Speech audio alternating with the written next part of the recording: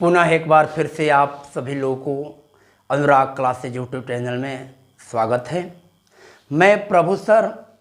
पिछले वीडियो में मैं रीजनिंग का जो पार्ट था डाइस, उस डाइस यानी पासा के बारे में हम परिचय दिए थे, पासा की परिभाषा बताए थे एवं साथ ही साथ पासा कितने प्रकार के होते हैं वह प्रकार के बारे में उनके परिभाषा भी बताए थे।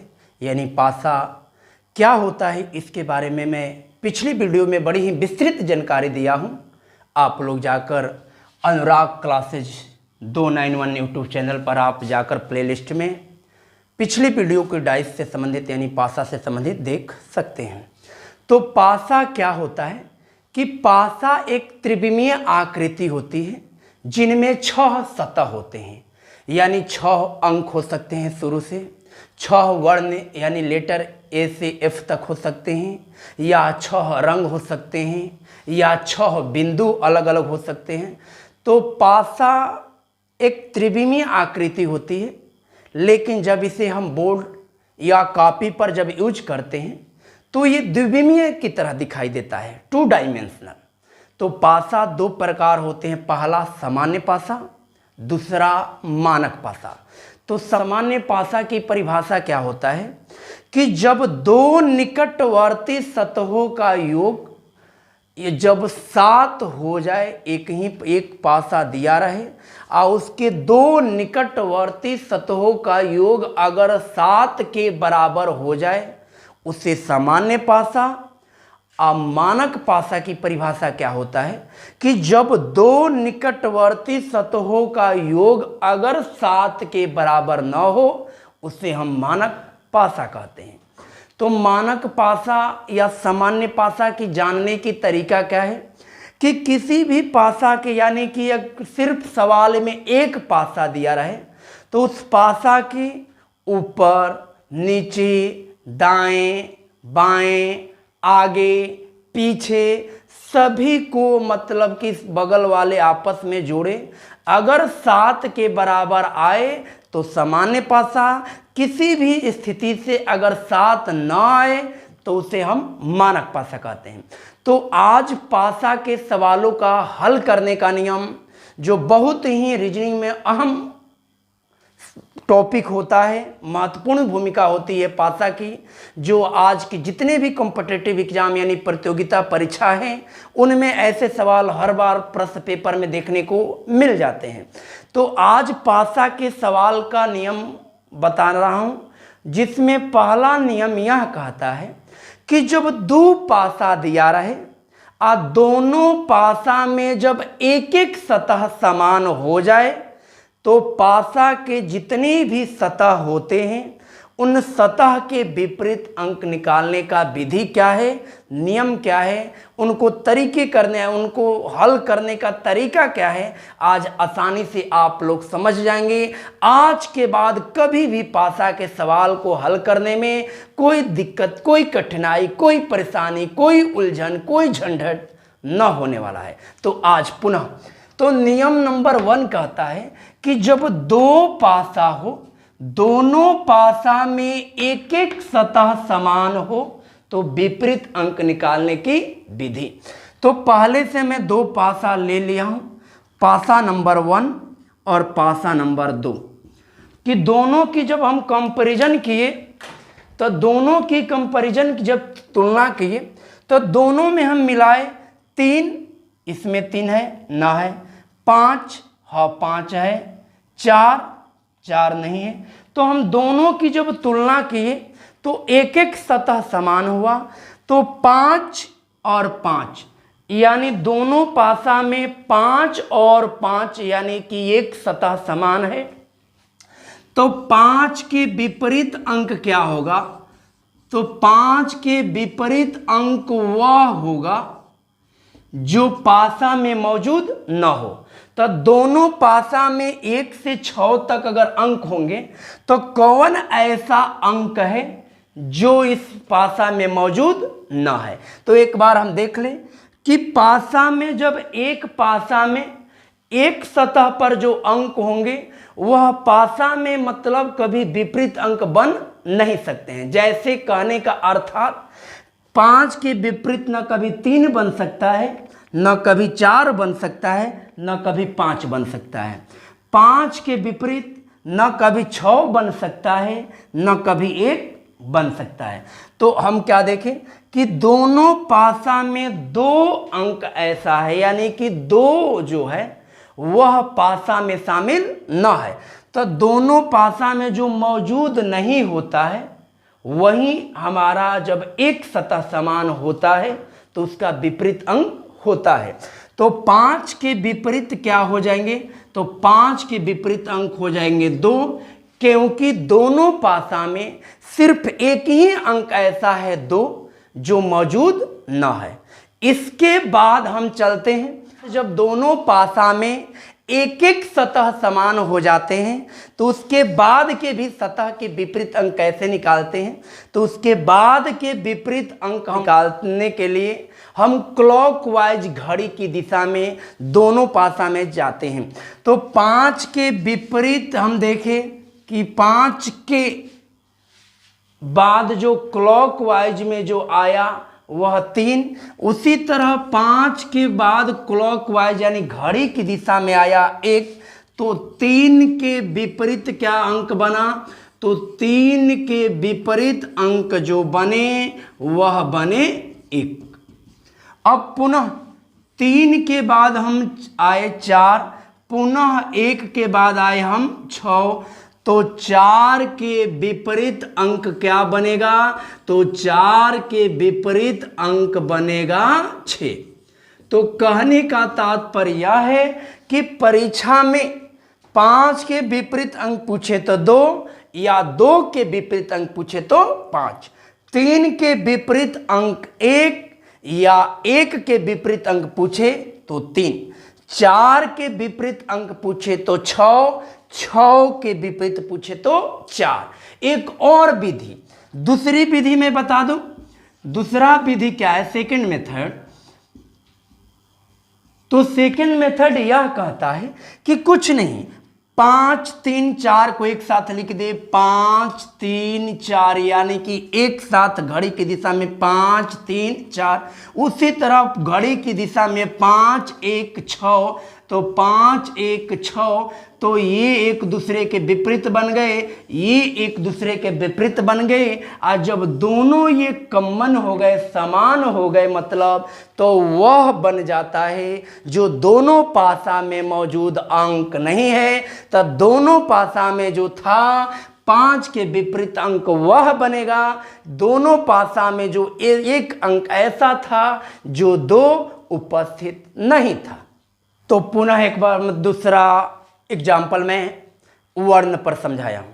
तो वर्ण पर हम क्या देखें कि जब 2 पासा है, पासा नंबर 1 और पासा नंबर 2, जब दोनों पासा की तुलना हम किए तो दोनों पासा में एक एक ऐसा आप लोगों को सतह दिखाई देगा जो समान होगा। तो देखिए बी, इसमें बी है, हाँ जी बी है, तो दोनों पासा में बी अभी हमें दिखाई दिया। इसके बाद हम एफ, तो एफ इसमें कहीं पर है ना है, सी इसमें भी ना है। तो हम दोनों पासा की तुलना किए तो यह बात की पता चला कि एक एक जो सतह है वह सतह समान है। तो मैं पहला उदाहरण में ये बात बताया कि जब दोनों पासा में एक एक सतह समान हो जाए तो वह विपरीत अंक होता है जो दोनों पासा में मौजूद न होता है। तो हम देखें क्या, तो B के विपरीत अंक क्या बनेंगे? तो B के विपरीत अंक वह बनेंगे जो पासा में मौजूद न हो। तो B के विपरीत अंक B तो बनेगा नहीं, F तो बनेगा नहीं, C बनेगा नहीं। कारण कि जब एक पासा पे जो 3 सतह होते हैं वह कभी भी आपस में एक दूसरे के विपरीत नहीं बन सकते हैं। जैसे लूडो हम लोग खेलते हैं तो अगर 1 दिखाई देता है ऊपर तो 6 दिखाई देगा, 6 नीचे रहेगा। 3 ऊपर दिखाई देगा तो 4 नीचे दिखाई देगा, यानी 3 और 4 एक साथ दिखाई नहीं दे सकते हैं। उसी तरह बी के विपरीत अंक में ना एफ दिखाई दे सकता है ना सी दे। उसी तरह इसमें भी बी है तो ना ए दिखाई देगा ना डी दिखाई देगा। तो बी के विपरीत अंक वह बनेंगे जो दोनों पासा में मौजूद न हो। तो दोनों पासा में मौजूद वह वर्ण है यानी लेटर ई है जो पासा में दिखाई नहीं दे रहा है। अब हम चलते हैं आगे। तो बी के बाद पुनः क्लॉकवाइज यानी जिस तरह घड़ी की सुई चलती है उसी तरह जब समान हो जाए तो उसके बाद वाले हम विपरीत अंक की तरफ बढ़ते हैं। तो बी के बाद हम एफ आए, उसी तरह क्लॉकवाइज में बी के बाद हम डी गए तो एफ के विपरीत अंक वह हो जाएंगे जो हमारा घड़ी की दिशा में अगला अंक दूसरे पासा में आया। तो घड़ी के पासा में क्या आया तो बी के विपरीत यानी बी के बाद डी आया, बी के बाद एफ आया।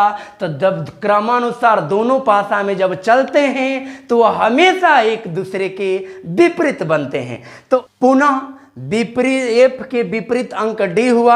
इसके बाद हम चलते हैं एफ के बाद अगर हम घड़ी की दिशा में चले तो सी आया, उसी तरह डी के बाद हम चले तो ए आया।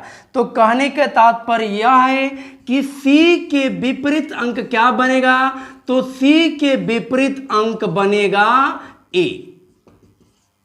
अब हम क्या देखें तो हम यह देखें कि बी के विपरीत अंक वह बना जो दोनों पासा में मौजूद ना रहा तो दोनों पासा में मौजूद ना रहा ई।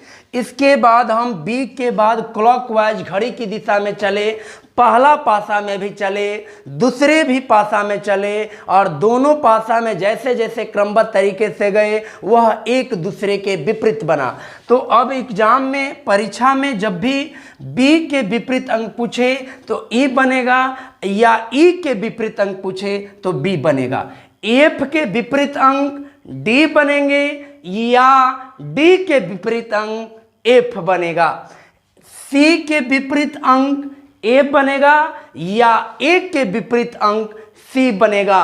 जहां तक मैं उम्मीद कर रहा हूं आप लोगों को यह समझ में आया होगा। पुनः एक मैं और उदाहरण बता रहा हूं जो रंग से होंगे। रंग का उदाहरण लिया हूं कि जब दो अगर पासा में रंग हो और उससे अगर सवाल संबंधित यानी नियम नंबर 1 से अगर सवाल पूछे परीक्षा में तो वह सवाल कैसे हल करते हैं। तो हम क्या देखें कि जब दोनों पासा की हम तुलना किए तो दोनों पासा की तुलना करने के बाद अब हम सबसे पहले ये देखेंगे कि आखिर पासा में कितने ऐसे सतह है जो दोनों पासा में कॉमन यानी समान है। तो हम देखें सफ़ेद, तो इसमें हम देखें सफ़ेद तो दोनों यानी सफ़ेद यानी दोनों पासा में सफ़ेद जो रंग है वह समान है। इसके बाद हम देखें हरा, इसमें हरा कहीं नज़र ना आ रहा है। इसके बाद देखें नीला, इसमें भी कहीं नीला नज़र ना आ रहा है। तो इसका मतलब ये है कि दोनों पासा में केवल एक ऐसा रंग जो सफ़ेद है जो दोनों पासा में शामिल है। तो अभी मैं पिछले क्वेश्चन में बताया था कि जब दो पासा रहे और दोनों पासा में जब एक एक सतह समान हो जाते हैं तो वह हमारा सतह का विपरीत अंक बन जाता है जो दोनों पासा में मौजूद न होता है। तो इस पर आधारित सवाल भी मैं लिया हूं, परीक्षा में पूछा गया क्वेश्चन है कि सफ़ेद का विपरीत अंक क्या है। तो दोनों जब हम पासा की तुलना किए तो सफ़ेद और सफ़ेद दोनों पासा में कॉमन है। तो इसके सवाल का हल करने का नियम यह होता है कि जो दोनों पासा में शामिल न हो। तो दोनों पासा में शामिल न हो मतलब कि नीला, तो नीला तो है ही, सफ़ेद में नीला है तो नीला तो होगा नहीं। हरा तो हरा तो होगा नहीं क्योंकि सफ़ेद के सतह में यानी उसी सतह में उसी पासा में हरा मौजूद है। तो जब एक ही पासा में जब सतह मौजूद हो तो वह कभी भी एक दूसरे के विपरीत नहीं बन सकते हैं। अब हम देखें गुलाबी, तो गुलाबी इसमें है न है, इसमें है गुलाबी न है। तो इसका मतलब सफ़ेद का जो विपरीत अंक होगा वह गुलाबी बन सकता है, लेकिन हम डी ऑप्शन भी थोड़ा हम जान ले कि वह अलग है या वह अलग ना है। तो हम पीला देखें तो सफ़ेद वाले में भी पीला है, तो इसका मतलब पीला हो नहीं सकता है। तो चारों ऑप्शन में एक ही ऐसा रंग है गुलाबी जो दोनों पासा में मौजूद नहीं है, तो सफ़ेद का विपरीत अंक क्या बन जाएगा? गुलाबी। इसके बाद हम देखें कि अगर आगे पूछता हरा का, तो सफ़ेद से हम जब घड़ी की दिशा में आगे बढ़े तो हरा आया, इधर हम बढ़े तो काला आया। मतलब हरा का विपरीत अंक अगर पूछा रहा था क्वेश्चन में तो इसका जवाब होता, सफ़ेद से हम हरा आए तो फिर सफ़ेद से बाद हम क्या आए? घड़ी की दिशा में काला, तो मतलब हरा का विपरीत अंक हो जाएगा काला। इसके बाद हम देखें कि हरा के बाद हम चले तो नीला और काला के बाद चले तो पीला। तो नीला का जो विपरीत अंक होगा, नीला का विपरीत अंक जो होगा वह बन जाएगा, नीला आया फिर काला के बाद पीला, तो नीला का विपरीत अंक होगा पीला। तो हम क्या देखें कि हमें सवाल में सिर्फ सफ़ेद के बारे में पूछा था, लेकिन आप लोगों को ज्ञान के लिए, जानकारी के लिए मैं बता दिया कि अगर कोई भी अंक का रंग का पूछता तो हमें कुछ उलझन वाली बात ना रहती, क्योंकि हम लोग लगातार इससे संबंधित 3 उदाहरण अलग अलग देखे, अंक से देखे, वर्ण से देखे, और आप लोग के लिए स्पेशल क्वेश्चन रंग से भी ला दिए कि कोई परेशानी ना हो। और यह वीडियो बहुत ज़्यादा लंबा हो जाएगा, इसलिए मैं अगले वीडियो में मैं उस क्वेश्चन को लेकर आऊंगा जब 2 पासा दिया रहे, अब 2 पासा में जब एक सतह के बदले 2-2 सतह समान होने लगे तो उस प्रश्न को कैसे हल करते हैं इसके बारे में हम बताएंगे। और यह वीडियो अच्छा लगे तो एक बार लाइक करें, कमेंट करें और सब्सक्राइब करें, इससे हम लोग को मोटिवेट मिलता है। और आगे जो भी टॉपिक पर आप लोग वीडियो देखना चाहते हैं